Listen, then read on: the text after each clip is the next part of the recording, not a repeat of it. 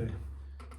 Hey, Riley with Chronicles of Liberty. It's been a minute. Merry Christmas, and I'm here with Jason Bunderson, and we just wanted to talk about an event that Jason is going to sponsor, and we're going to start here in our area, which is going to be the southern part of Idaho, northern part of Utah, and do a little training. You want to tell us a little bit what your thoughts are, Jason, on this?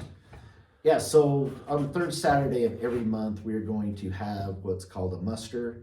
We're going to get together with people who are firearms enthusiasts, but also, a little more on the preparedness side of things. Anyway, we're going to train in things like tactics, but also first aid and communications, because as we've seen, because of the the hurricane and that sort of thing, communications is a big deal. So was medical, but also so was security. So okay, so a lot of people are saying it's just a militia, and I think that's an important thing to address. So constitutionally speaking, the militia is not either unorganized or organized, and it's the militia, and it's probably and I've said this before in previous videos, it's the most important part. It's the preamble of the Second Amendment. And so currently we have A, the president, B, the Congress, C, the governors, local politicians, all abdicating their responsibility in ensuring and guaranteeing the right of the militia to guarantee the free states. And so as we look at that, this is not going to be a militia because it's not organized correctly, but we are going to be, as a community emergency response team, right, prepared and ready to operate and to make sure that people are, as the term goes, well regulated, right? Which in the 1700s, well regulated was a term often used for trained. They had their weapons, they had all their gear, they were organized, and every citizen male between the ages of 16 and 60 were ready to train and be called upon. And the president has the authority, if necessary, to call upon the militias of the several states in order to repel invasions, crack down on homeland security, defend our country. But currently, as it sits, everybody that's in a quote-unquote militia is not sanctioned or properly organized, I would say. So we want to make sure people aren't afraid of this term, but we are going to have training. Yeah. On the screen behind us, we've got a Navy SEAL that's going to be doing a lot of that training. We've got a retired Navy SEAL. We've got several others, military-based guys that have trained and are training in the medicals that we have, and a lot of these things. We just want to invite, when are we going to do it? So every third Saturday, stay tuned to the Freedom Over Force Facebook page and whatnot. We'll probably do a signal channel for that as well.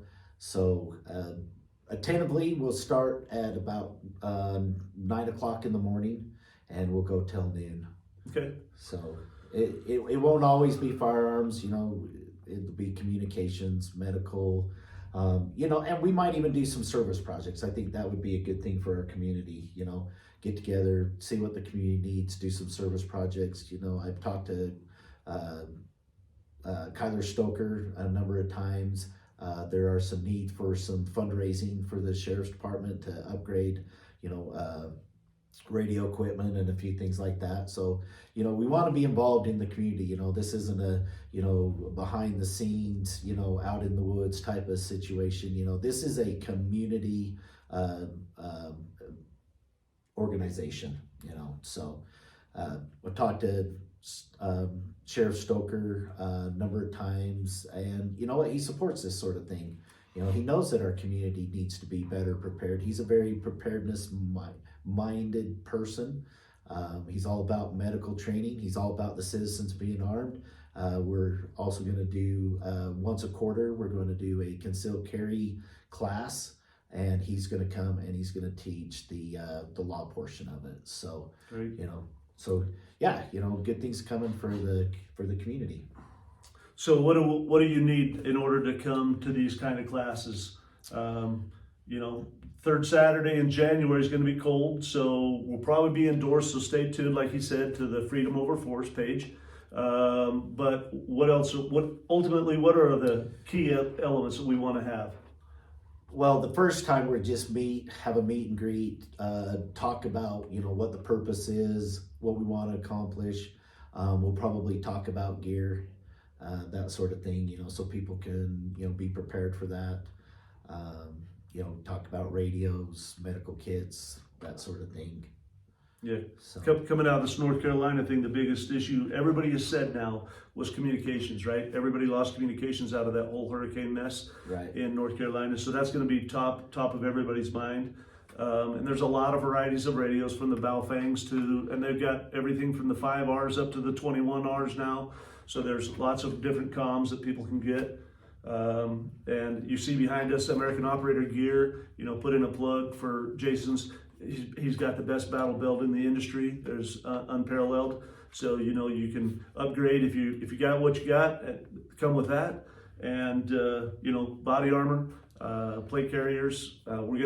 Subsequent videos, I'll be doing a lot of gear reviews from the perspective of an old fat guy, and making sure everybody kind of has what they like, what they can use, what they want to do.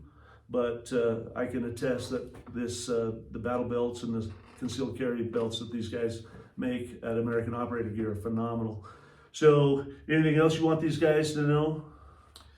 Yeah, I mean, first of all, you know, this is our constitutional duty, but it is also our constitutional right. So, you know, we don't have anything to worry about with law enforcement. You know, if anybody talks about anti-government sort of things, you know, we'll ask them to politely leave.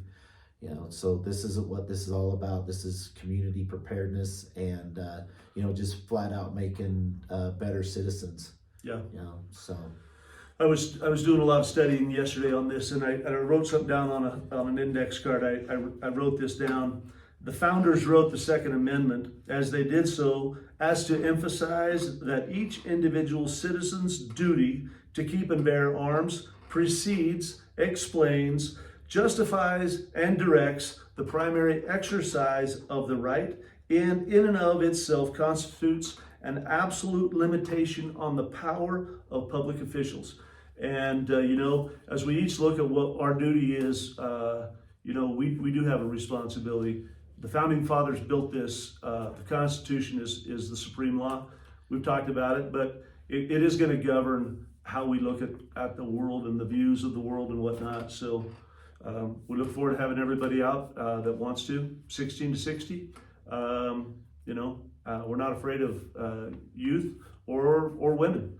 And after the 14th Amendment, the women were now included in a lot of what this originally stated. So if you want to learn, if you want to be trained, if you want to be prepared to help defend your community and yourselves, this is an opportunity of a lifetime.